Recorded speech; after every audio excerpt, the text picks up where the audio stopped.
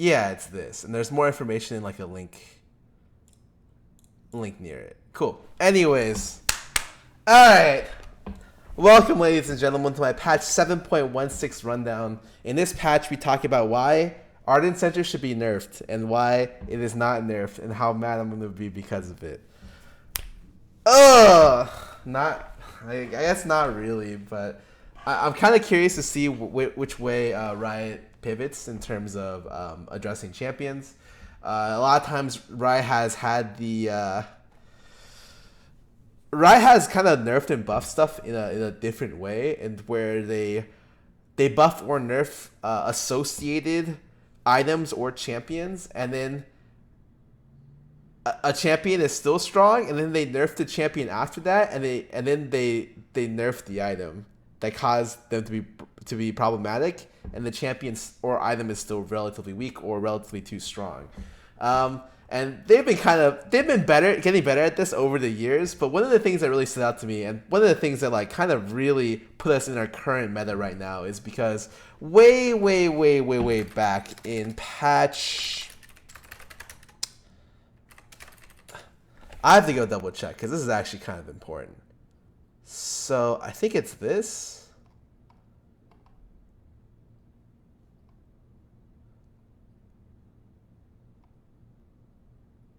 .2. Although, to be honest, it was also buffed in 6.22. So all the way back in this patch, I'm gonna segue really hard here. By the way, we're gonna talk about one of I think the most problematic items in the patch and why it got to this point.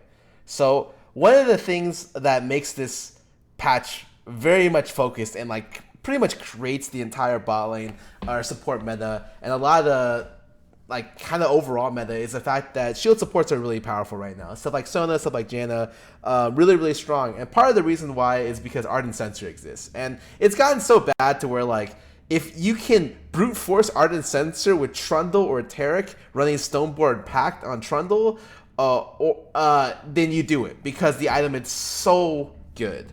And the reason why it's good is because way back when, and I think it was patch 7.2 or 6.22. It's this patch, but I don't exactly know what patch this was because this seems like it's a patch from the future, but it's definitely a patch like way back when. It was during the meta where Redemption and Locker were super strong. Every support was building both of them, and then literally just like rampaging down the support lane because both the items were incredibly overtuned for price point. So what did Riot do? Instead of nerfing Lock-in and Redemption that patch, the patch before, they buffed Ardent Censor. And then I remember while I was doing the patch review at the time, I looked at that and I was just like, why would Riot do this? Because the item itself was already good. And then they buffed it again because it wasn't seeing much play, but that was entirely because Redemption Lock-in were OP. And then what happens about a patch and a half later? Both of those items, both Lock-in and Redemption, both get hard nerfed, and then Censor just becomes the best support item in the game, and it still would have been bought even without these buffs. But because these buffs exist, Censor is kind of at an insane point right now. And from what I understand and what from people have told me, it didn't get nerfed this patch, which I think is a really interesting decision by Riot Games. Maybe they want to see, just how OP is this item. With Trundle buying it and Taric, who's a frontline bruiser tank, buying it like second item just to be able to give it to their ADs. I think pretty much everyone understands that Censor is a really strong item. I hope this gets addressed within the next patch at least. Anyways, moving on from this wild tangent, welcome to my 7.16 patch notes. Again, aside from Censor, I don't know where they're going to go with these patch notes. And so let's just move on. Champion, Caitlyn. So this champion is still problematic. Large part of it is because of the kind of utility that having the longest range AD in the game lets you have. So not only do you have high mobility, you have the longest range of the game. You're really good mid game or early game and late game. So it used to be that Caitlyn, similar to Tristana, had very similar power spikes, where it used to be she was very strong early, the best laning character, very weak in the mid game, probably kind of around the 1 to 2 item, it was like a trough for her in terms of power spike. And then at 3 items plus, Caitlyn then took off again alongside a lot of other ADs. Now, what made this problematic is due to the buff to a lot of crit itemization and her current rework, Caitlyn's just strong from mid, early, and late. So she has no weak points. And on top of that, she has extremely strong anti-siege and objective control with her traps. And so they have to nerf something of her. Personally, I think trap nerfs are the easiest because reducing damage or limiting traps or increasing the cooldown of traps would probably be the easiest way to buff her or nerf her, but let's see what they end up doing. So 50% to enemies beyond the first. Okay, so if you don't hit them with the initial one, your Q does a lot less damage, as well as the fact that wave clear is worse. All right, that's good. Trap bonus damage goes down by 0.1 total AD and now displays the correct root duration. That's pretty much unchanged. It does 20 less damage at level 1, but I think a lot of the problem with Caitlyn traps is that you can, 1, cast 5, and 2, it seems like even if you rotate from one wave to another, she could still set up her traps relatively easily. I don't think that should be the case. I think that if you're using her to like deny a push, it should be that she commits strong resources to that one lane, and then you could rotate to then pull her away from her trap line. And at the moment, it doesn't really feel like that's the case. But it's something, I'll take whatever nerfs we can get to Caitlyn, because at the moment, she is definitely too powerful of a champion. Moving on, Fiora. She got a slight increase in her passive move speed. Back in the old patch, I think she got nerfed relatively hard due to removing the free move speed she got from her ulti, and now her passive now gets a little bit of that back, or more of that back.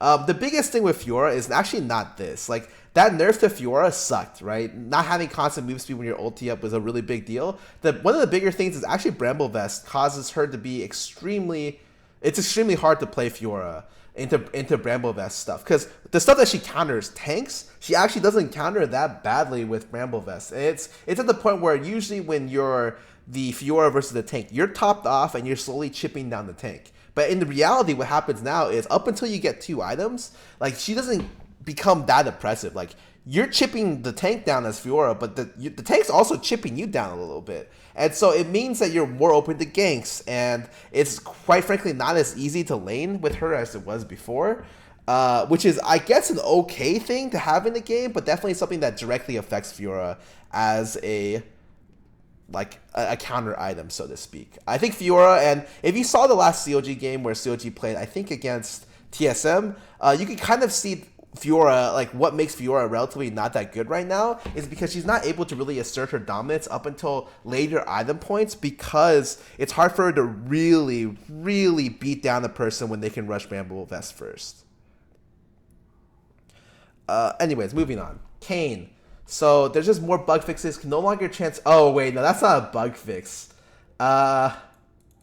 Once again, marks targets when their full damage is completely absorbed. Okay, that's cool. That happened in the game today where I was playing Cho'Gath and the Kayn marked my enemy Orianna or hit her, but it didn't break her shield, so he couldn't use ulti, which kind of sucked for him, and I ended up killing him. Alternatively, this is the big thing. Can no longer gain transformation progress from ticks of Corrupting Potion, Deathfire Touch, Red Buff, or Challenging Smite.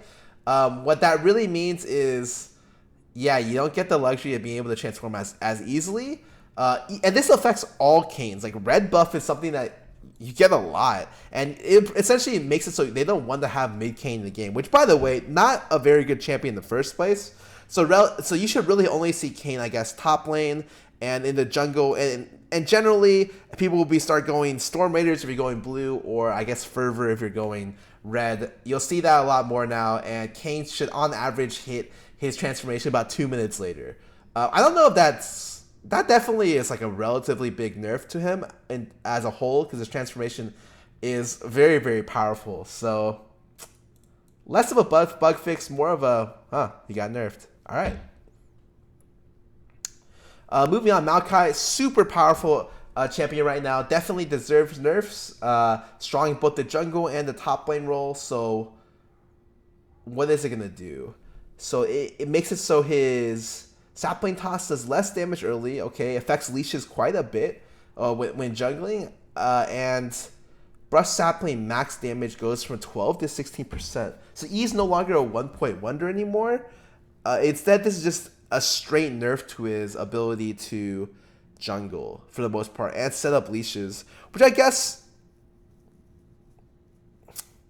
think this means that he becomes less of a jungler now because he already wasn't a great jungle. Like I wouldn't consider Maokai jungler to be top tier in any way, shape, or form, but because you were able to kind of prep with saplings, he was okay.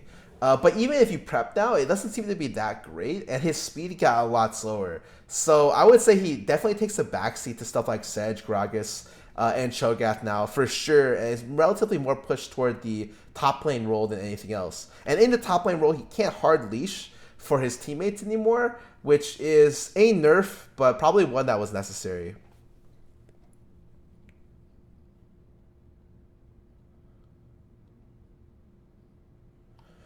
Scion. I actually heard Scion was pretty good right now. And the last buff to his W gave him more percentage W health scaling, so he does a little bit more damage on explosion. And now what ends up happening is he does more maximum. What the heck? His maximum damage is 1200. Bonus health for small unit is he gets that's 2 to 3 seems like a small amount. That's a large increase, 50% buff for it. I don't think he's bad right now. I think he's close to the point where you will pick Scion. He's maybe one small buff away, or maybe this is good enough to where like people are going to start to pick Scion again soon, because I actually think he's pretty good right now. The thing about Scion is probably the perfect example of a tank that can be really tanky, but takes a lot of skill to play, because almost all of his abilities are skill shots, and even his initiation is like kind of a wonky thing to use, and it requires quite a strong mastery of the champion. And when you're playing against Scion, you're not like, wow, that was BS, I can't believe he hit me with that. Usually it's like, wow, I'm an idiot, why did I stand in his queue, or like stand behind minions to give him a free E. And so I think that you might actually start seeing Scion pretty soon, especially with nerfs to other champions coming across. Vi. Our cooldown decrease E can't be cancelled. Oh, they buffed her ulti. I think that's really nice. I played Vi, and one of my biggest complaints is that her ulti was too long. So even if I could secure a kill with it once, you can't really skirmish without ulti. So you would lose all the 2v2s without it for the most part. And so lowering the cooldown, exceptionally nice for this champion. She still won't see much play in my opinion, but it's a good buff. On hit interactions with wards.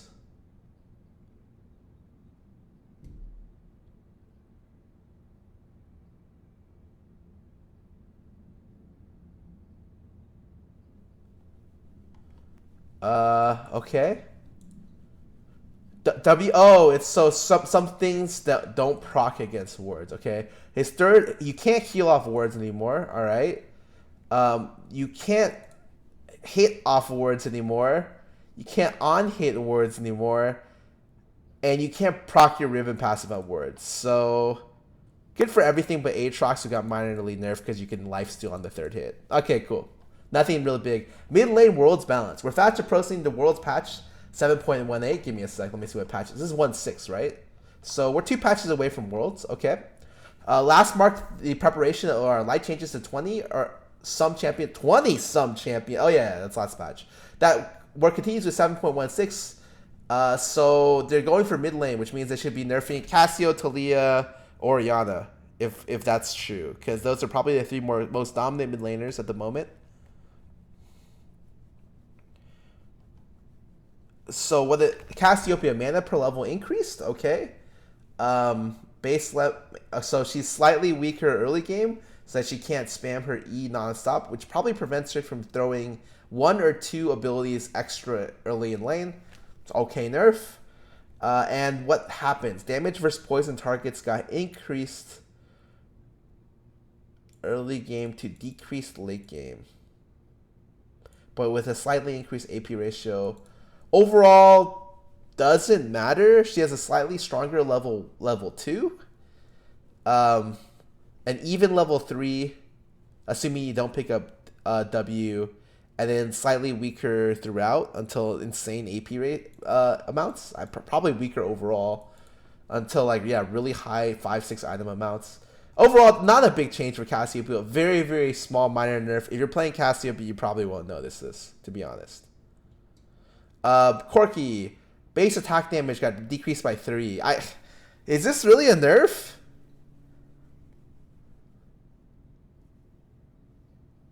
Is it 3? Am I reading it wrong? My glasses are all wrong?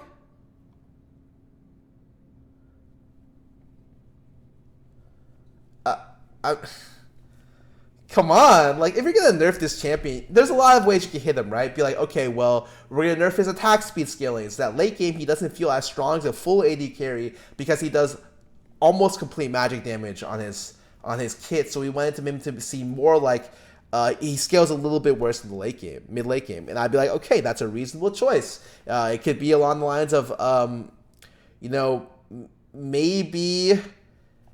I mean, I think that's just a good way to target him. Like, attack speed doesn't scale super well on him. Maybe rewards him more for going flat AD.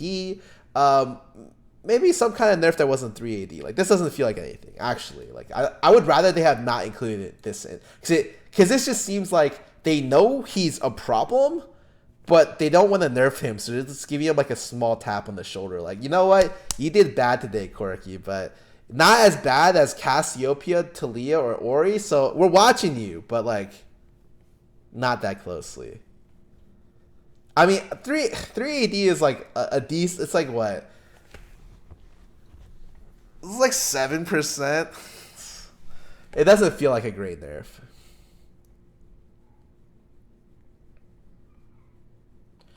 So Fizz. I'm just gonna move on from this. This is whatever. Fizz. E cooldown decrease. Okay, especially early. It's nice.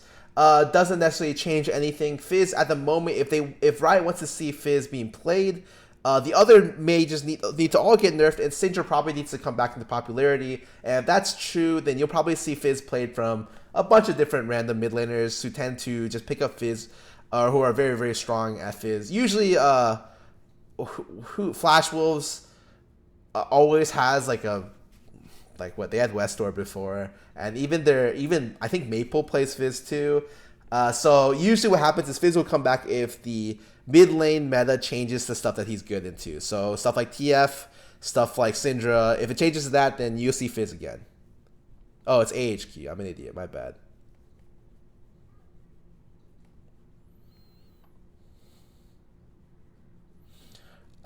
Okay. Galio. Pretty strong champion. He's been seeing relatively less play recently because I don't think he matches well mid lane as well as a lot of the more consistent high damage damage mids. But with the nerfs to that, I could see him seeing or getting less play. He has his early ulti nerfed a little bit, and damage reduction got nerfed by a decent amount, especially late game, 10% off. I think that's reasonable. You know, it is technically a global, so making it this pushes it to what? 61, 3-minute cooldown early. Like, you really have to be careful using it, and it's something you can bait out and play around fairly well. LeBlanc. So Q damage against minions decreased. They wanted to make it so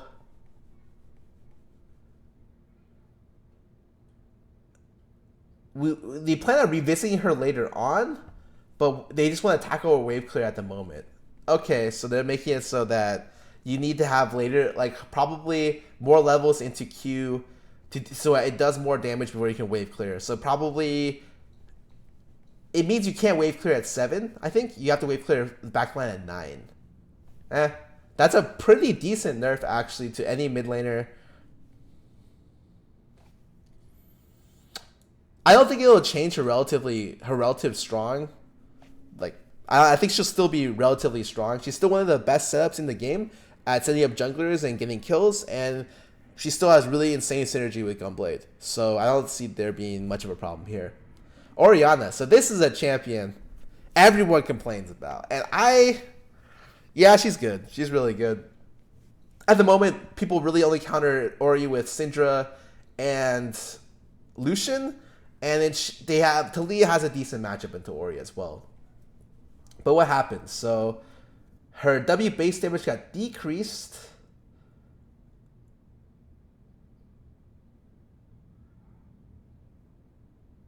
Wait.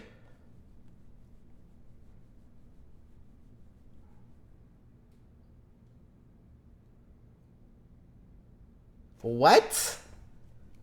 When the ball command is moved from Q, queuing up distance will cast will fire at Q's target location once the ball is. Oh, it means that I didn't even know this. It was that lenient. It gave you 275 range to work with. Okay, so what happens is, and if you've ever played it against Ornn, you could chip people with QW. So what ends up happening is if you hit them with Q, or even if you don't hit them with Q, the W comes out so quickly that it automatically shows up at the end destination. Pretty much at the same time the Q drops, which means it extends quite a bit. In this situation, it's telling you that the W will hit as soon as the ball was within 275 of the end location of the Q, which I actually didn't realize, but that's a lot of luxury. But yeah, this is a pretty big nerf. 200 units less.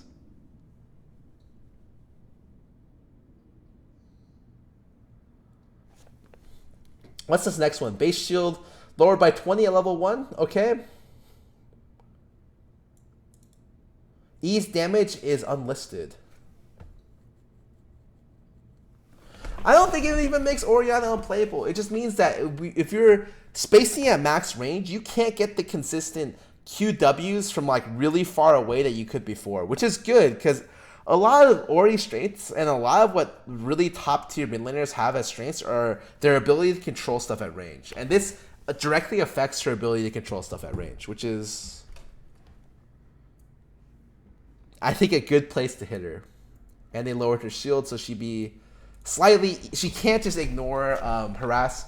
This is kind of a decent nerf too because everyone maxes E last, right? Everyone goes Q to W. And so I always thought an 80 shield at level 1 was kind of crazy because sometimes with Ori, you could just start E level 1, E yourself, and then start auto-attacking the other player. And you'll win the trade because your autos do so much damage. I'm happy that they nerfed her E at least a little bit. Moving up, Syndra. So this champion gets made fun of every time she one-shots anyone in pro play. They lowered her AP ratio by Q by 1.1, and her AP ratio on E got increased. So they made it so that if you hit someone with E, you're rewarded, while your most consistent damage source got decreased. I guess that's a decent way to switch around her ratios. For sure, this is a direct nerf.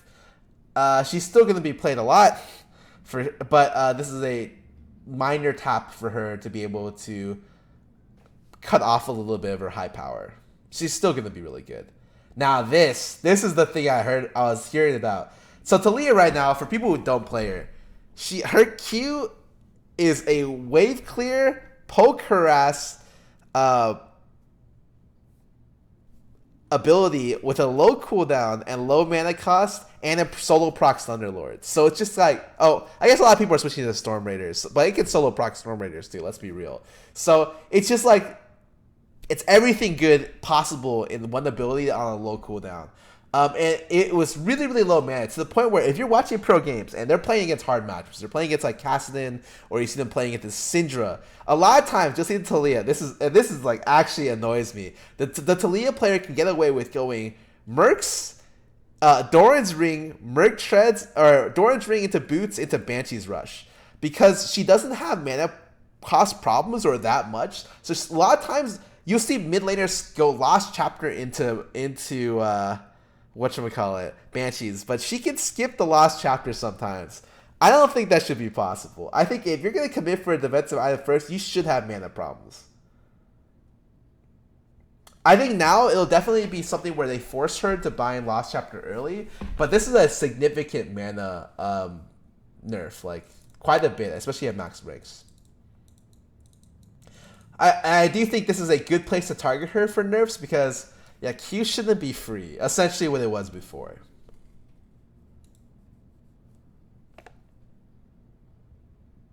So, okay, moving on, what else did it do? Ooh, Ancient Coin is a really big problem. It especially has the idea is that Ancient Coin gives you infinite mana, to the point where even if you're harassing a champion, what ends up happening is you want to go Coin because you'll get enough mana to where you can throw out more spells in lane. Like if you're Brand, you go Coin because you can throw out more spells in lane, and that's worth more to you than the extra damage and AP from the AP item, which should never be the case. And so this is a good nerf to hit. This is from 15 to 10% missing mana. Thank God. Really, really good.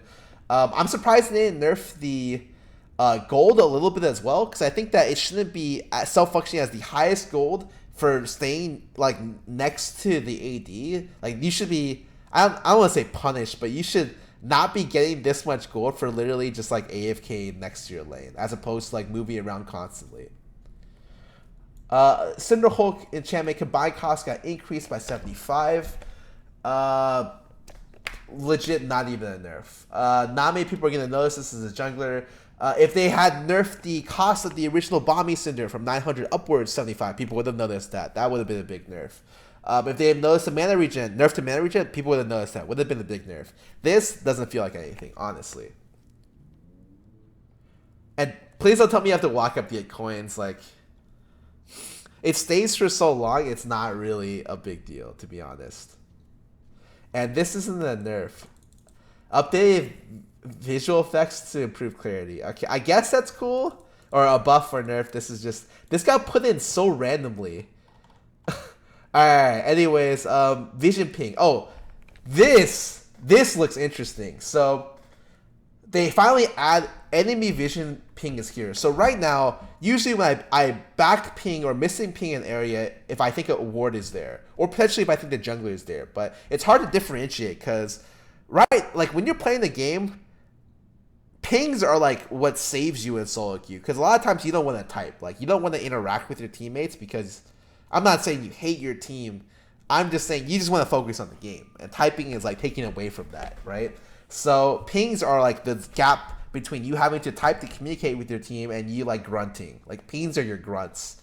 And so this is a good one because this allows you to ping that an enemy ward is here. And so especially in the elo that I play at, it means that like we can avoid this area, or like maybe you can look to sweep this at some point.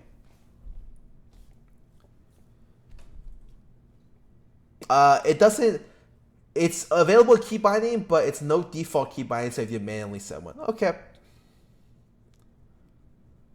Your champion portion hub now uses your skin splash.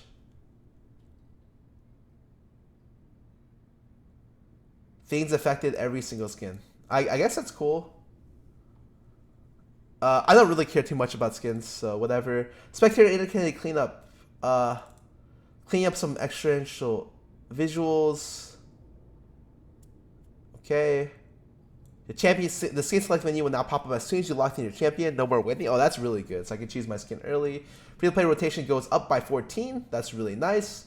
Earth is back. That's cool for people who play it. I don't really end up playing it much, but it's probably one of their best game modes. And a bunch of bug fixes that I usually don't cover because there's only one important one.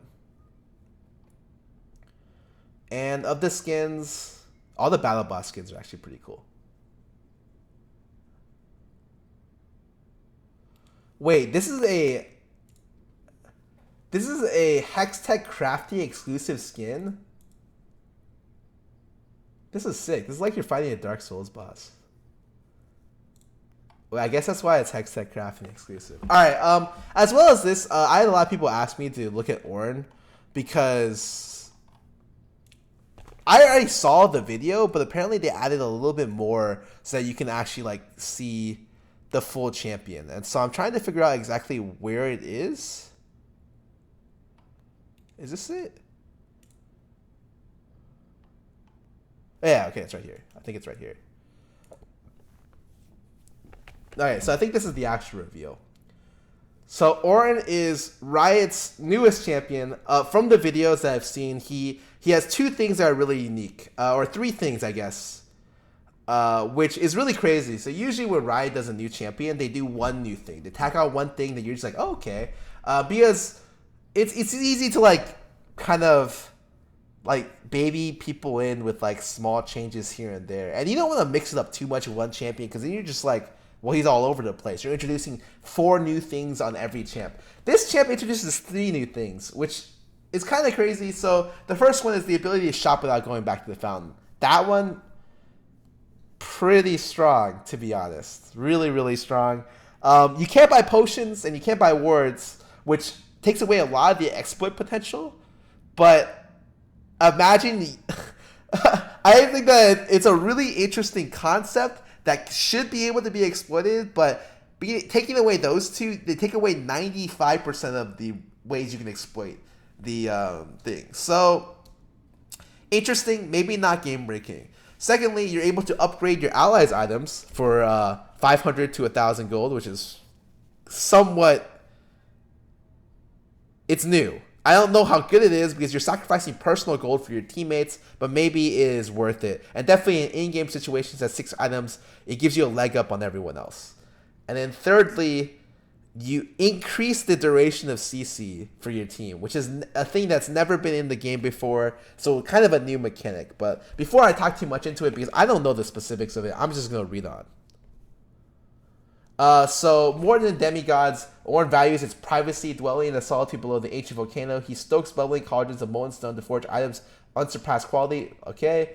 He's a blacksmith. We need a good blacksmith. Cool. So, the first one is Living Forge and Master Craftsman. Ornn can spend gold to forge items for himself at any time he's out of combat. For convenience, suggested items appear in a special on-screen menu. Ornn can also open the shop manually to buy any item. Ornn and his teammates have access to special upgrades for select items in each shop. Each player is limited to one of these upgrades. Okay, so at best you can upgrade 5 people.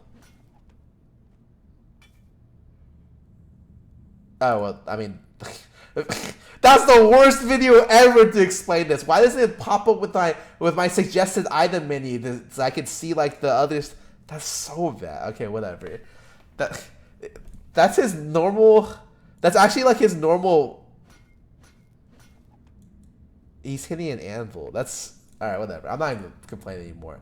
Second one, the volcanic rupture slams the ground, sending out a fissure that deals damage and slows enemies. After a small delay, a magma pillar forms at a target location, functioning like a tiny wall for a few seconds. So initially, it sounds like Poppy Q with Trundle Pillar at the very end.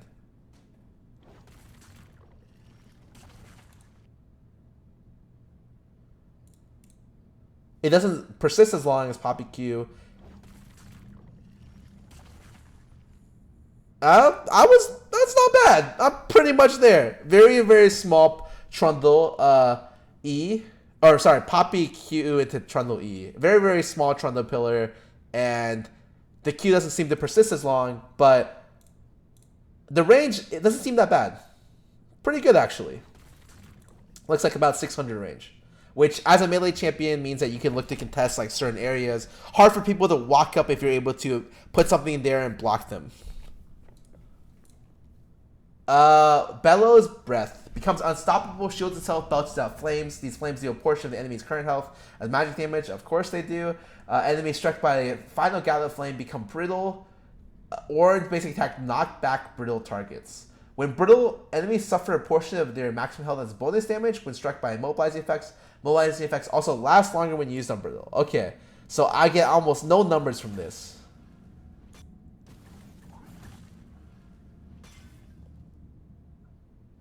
Oh, so only one. When hit with the final thing, he knocks him back a little bit, and he breaks the brittle away.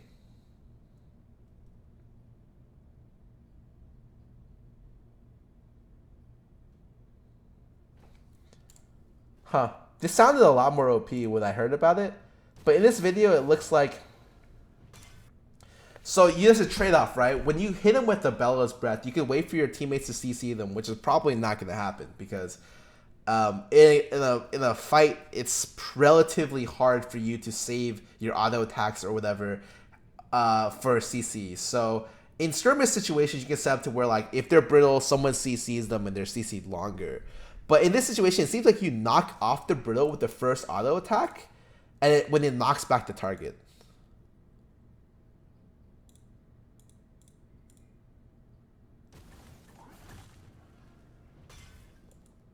Also, when he says he's unstoppable, I guess it means that he can't be CC'd, which is really good. You're able to break out from a lot of... It's like mini Olaf ult, right?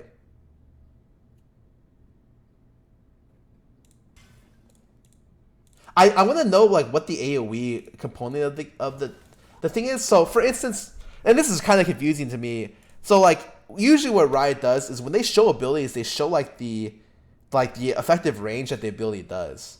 But in this situation, they don't do that. Or in this one they do, right? So you see, okay, I'm able to ballpark. That's about 550 range. And in this situation, I'm assuming it's because when you press it, automatically like Rumble's Flame Spitter just hits people away. So like I would say the range is like what, like 250, 300. And I don't know what kind of angle it covers in terms of like how big the arc is. I don't know how big the AoE is too. It could be a lot better than I expected if the arc is much bigger than I expect. But it'd be cool if they had like minions on the side so I could see like what the range it was. Whatever. Anyways, just general thoughts on the idea. Should be good it's actually really good. Really good ability. And especially useful during like stacked up team fights or skirmishes. In this situation, Searing Charge deals damage to enemies it passes through. Collides with terrain while charging, the impact creates a shockwave that deals damage and knocks up enemies. This ability destroys player-created terrain. Oh, it just breaks Anivia Wall and Jarvan ulti. Okay.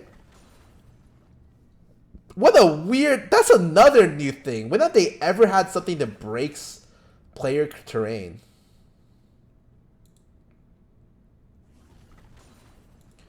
It's Malphite ulti, but only in a situation where it hits the wall.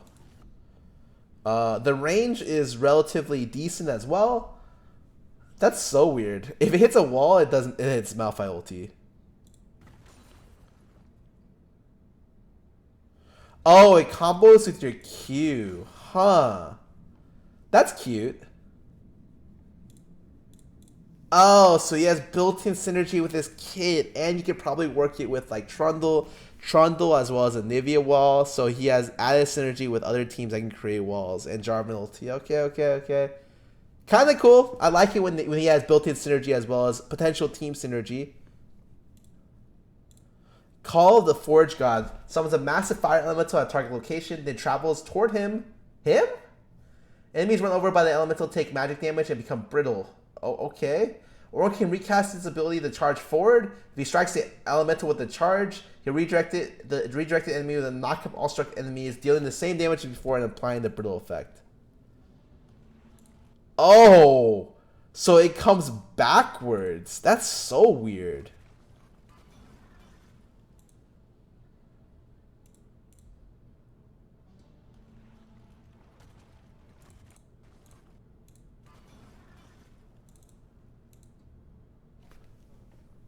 That's actually cool. I love it. It's a...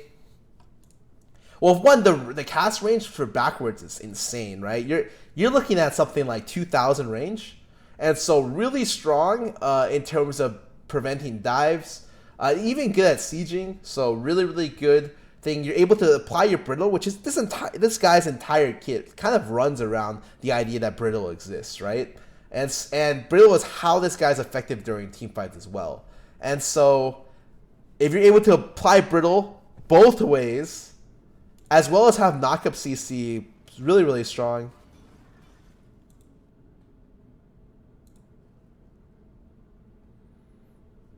Oh, fun and interesting ulti. Looks cool too. Playing as Ornn, prefers to do things himself. He dislikes bartering. So he forges his own gear.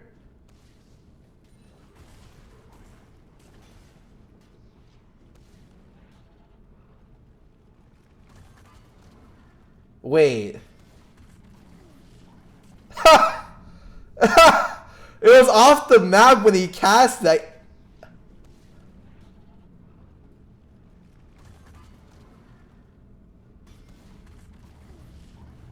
Alright, that's pretty cool. That's cool.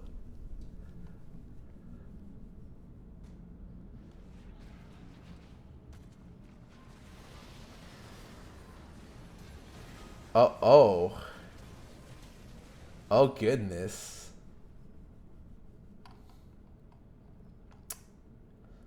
The very first thing you have to think about, though, when you're looking at this champion is he's supposed to be a frontline tank without much... Well, he's supposed to be a frontline tank. Usually, a lot of these frontline tanks will have some sort of defensive steroid in their kits. So when you think about everyone, Sejuani passive comes to mind. Malphite passive comes to mind. Amumu E passive, which is pretty awful, but he's supposed to be there more of a CC tank. You think of Mundo as huge health regen. You think of Maokai, his passive, which heals him like a buttload, right? You think about this guy's, he really only has his Bellows Breath. It's not even as good as like Scion's Bellows Breath.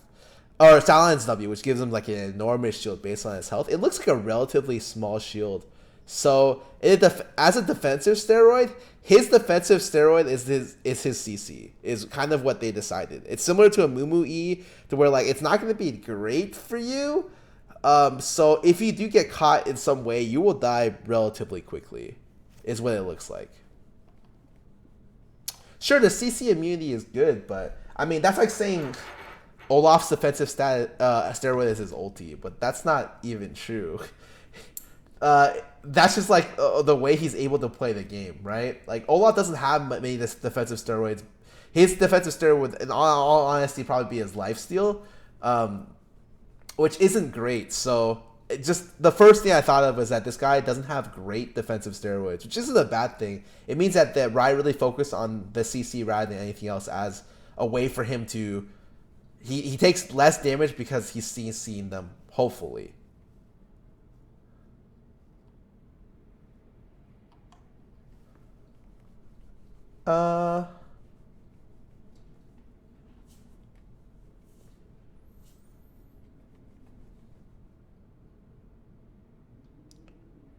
Also, I think that relatively his passive is overrated. Because when you think about it, yeah, Ornn at 6, it doesn't do anything but buff their stats. So unless, for the most part, not the passive where he can buy items, the passive where he can create items for his team, for the most part, when you're thinking about it, it'll really only help at like the 4 item plus part. Maybe the 3 item plus if he wants to forgo his own items, which as a frontline tank, you probably shouldn't do that much. And so, yeah, it makes your late game really good. But when you're thinking about itemization routes for your team, you really shouldn't be thinking about late game. Like usually it's like if this champion doesn't come online in 2 items, and the game is usually over at 2 to 4 items, you don't even think past that. Most of your games on average will end before 4 items. So I think people overvalued his ability to buff his teammates' items as his own. It's not going to be useful every game. It might be okay, but I think that it's relatively... Oh, his teammates have the option to buy it.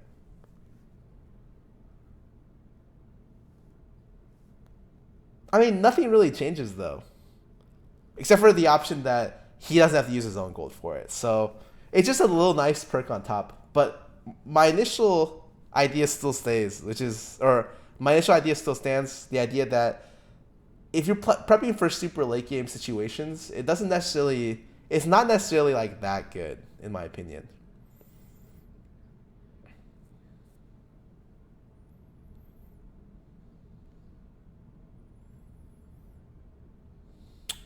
It might be okay in situations where a lot of times you get caught on certain item builds and you just want to have the maximum spike before a fight. And 1,000 gold is a lot cheaper than buying like 2 component options, which might not give you as much. But, yeah, I think it might be overrated a little bit. Anyways, I'm done for now. I'm going to go back into the game. We'll go play some mats. See you guys in a bit.